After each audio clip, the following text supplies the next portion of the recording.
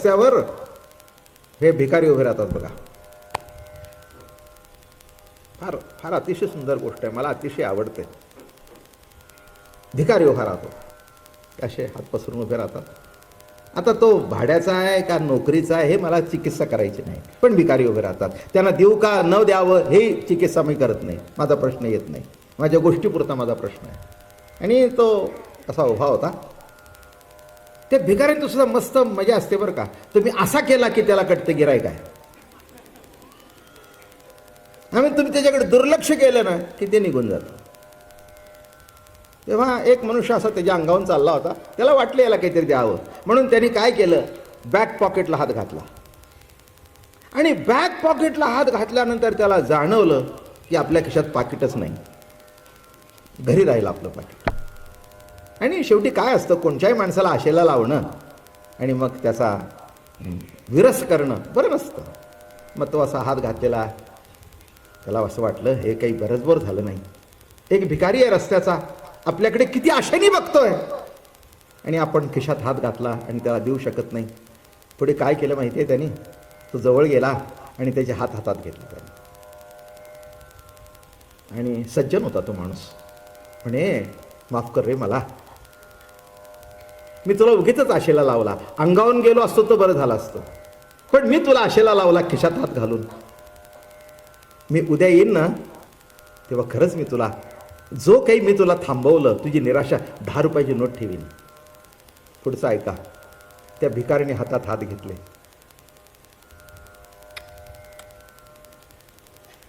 त्या हाताचं चुंबन घेतलं, त्या हाताचं चुंबन घेतलं, डोळ्याला लावले आणि 2 अश्रू त्या हातावर पडले. ते म्हणे काय रे झालं बाबा, इतका दुखावला गेलास का? नाही हो म्हणे मालक, नाही दुखावला गेलो. या हातामध्ये आतापर्यंत 100ची नोट पडली आहे, पण माझा हातात हात घेणारा आज तुम्हीच भेटला. आजपर्यंत माझा हातात हात कोणी घेतला नाही. माफ करा, पुन्हा येताना 10 रुपये टाकू नका, पण केव्हा तरी जाता येता एकदा माझा हातात हात घ्या. एवढंच सांगायचंय मंडळी. आई वडील मित्र सखे वस्तू देऊ नका, पण जाता येता एक प्रेमाचा हातात हात घ्या. पुष्कळ झालं, पुष्कळ, काही गरज नाही आहे. शरीर केवळ टॉनिकने पुष्ट होत नाही, शरीर केवळ अन्नाने पुष्ट होत नाही, शरीर केवळ दूध पिऊन पुष्ट होत नाही. कोणाचा तरी प्रेमाचा हात फिरावा लागतो, त्याशिवाय समाधान नाही बरं का. त्या बाळाच्या अंगावर आई पाजत असते, पण पाजत असताना हात फिरत असतो. कल्पना आहे तुम्हाला, आई काय मूल काय, ती आई कशी पाजते, अशी पाजत असते, अंगावरून हात फिरवत असतो. पिता पिता ते बाळ झोपतं. का झोपतं? तो प्रेमाचा स्पर्श चालू आहे, स्पर्श चालू आहे. इंद्रियांना प्रेम लागतं पुष्ट होण्याकरता, तृप्तता प्राप्त होण्याकरता. म्हणून लक्षात ठेवा, मी नेहमी एक शब्द वापरत असतो, तृप्त होणार नाही, तृप्त होणार नाही. तृप्त प्रेमानेच होईल. लग्नातल्या जेवणात चकित होतो, पण पोट भरत नाही. आता तुम्ही लोक सगळेच लग्न कार्यात जाता. मध्ये मी एका लग्न कार्याला गेलो, मला त्यांनी सांगितलं, अण्णा मला अपराधी वाटलं. त्यांनी मला सांगितले 3000 रुपये ताट आहे, 7-8 मिठाया.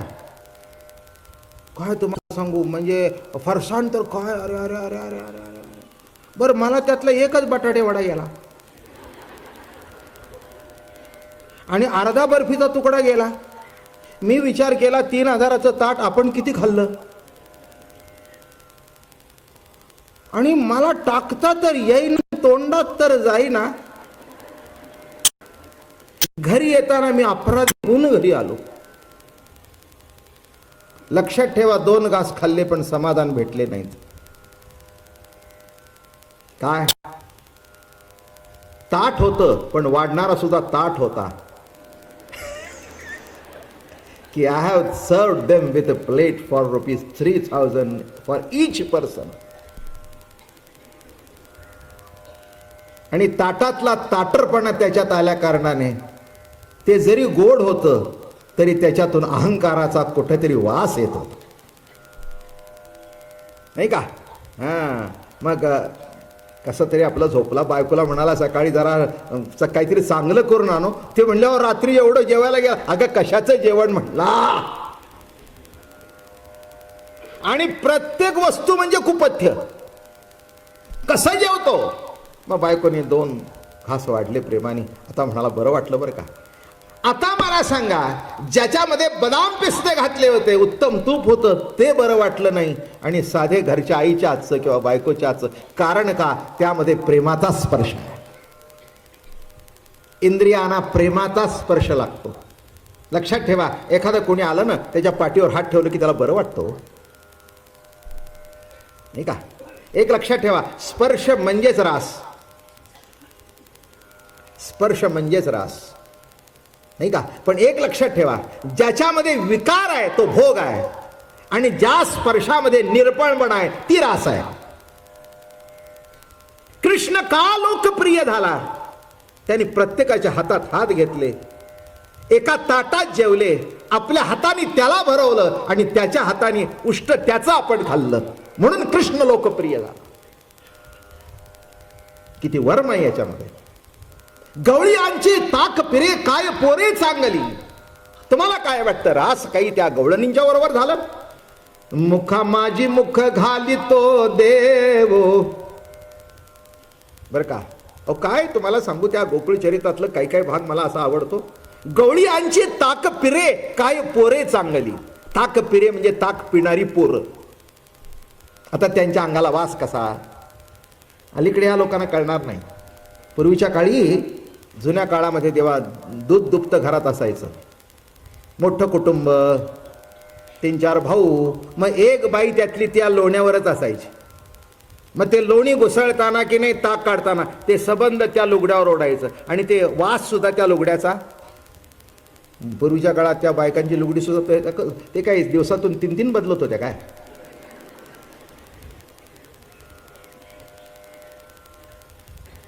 मी माझ्या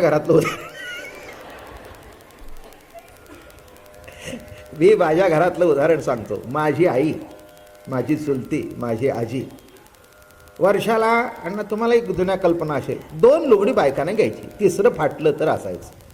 आणि लग्नाला जाण्याकरता 1 किंवा 2 लुगडी. प्रत्येक लग्नाला निरनिराळं नाही. हे नेसलेलं बघितलं तर काय इन्सल्ट, पोझिशन डाऊन. काय ग, मागच्या लग्नात त्या ह्याच लग्न होता, परिस्थिती डाऊन झालेली दिसते, खलास. काय आता. आणि आमच्या आईला असं कधी डाऊन झालेलं कोणी बोललंच नाही. मी म्हटलं अगं आई तुझी 2 लुगडी. अरे म्हणले बाबा तुला कसं कळत नाही, आपल्या घरात 2-3 आहेत ना, बाहेर जाताना 1-2 जरीच असलं म्हणजे जरा घरात नेसायचं नाही, ते बाहेर नेसायचं. काळ पालटला. बायकांना तुम्ही बाहेर न येता नुसतं लुगडी बदलायला जरी ठेवलं तरी ते आनंद मानतील.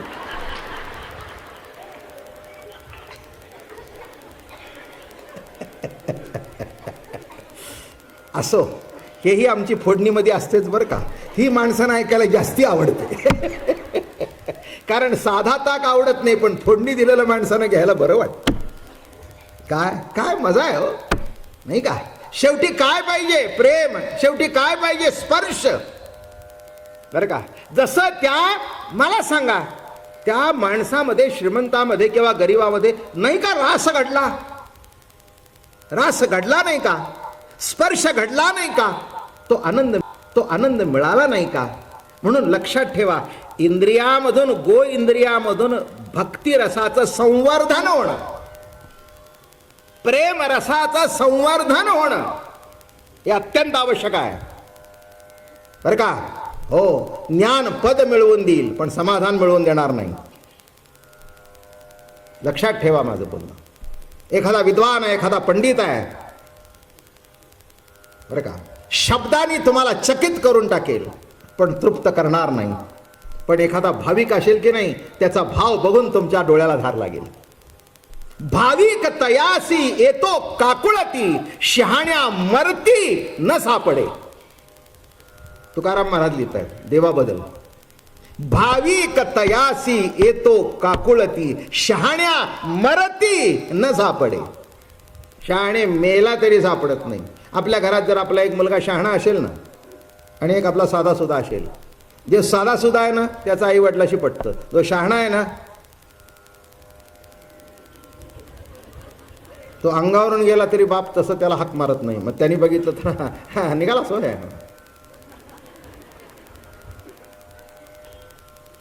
आणि ज्याचं जमतं ना, अरे बाळा डबा घेतलास का रे. मी एका घरात असं होतो, असंच माझ्याकडे पुष्कळ आता वर्षातून मी दुसऱ्याच्याच घरी जास्ती राहतो. काय नशिबी आहे बघा, काय नशिबी आलंय बघा. आपल्या घरात राहायचीच पाळी नाही, दुसऱ्याच्याच घरात राहावं, जे तुम्ही वाढाल ते खावं. असो विरोधाचा भाग सोडून द्या. पहिला गेला त्याने असं बोललं, हां.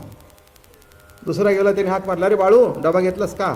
आई पण धावत आली, अरे बघ मोरंबा घेऊन जा, आज जरा भाजी चिकट होती. ते गेल्यावर मी म्हटलं मगाच्याला विचारलं नाही, याला काय विचारलं नाही, तो मोठा आहे. बाबा महाराज तोच आम्हाला शिकवतो, आम्ही काय त्याला शिकवणार. भाविक तयासी येतो काकुळती, शहाण्या मरती न सापडे.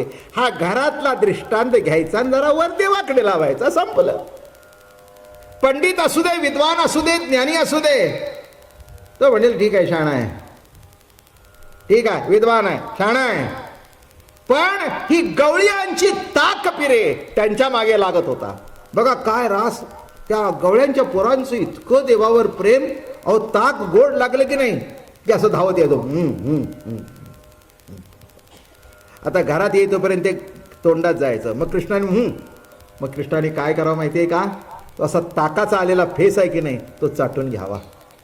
काय रासलीला आहे.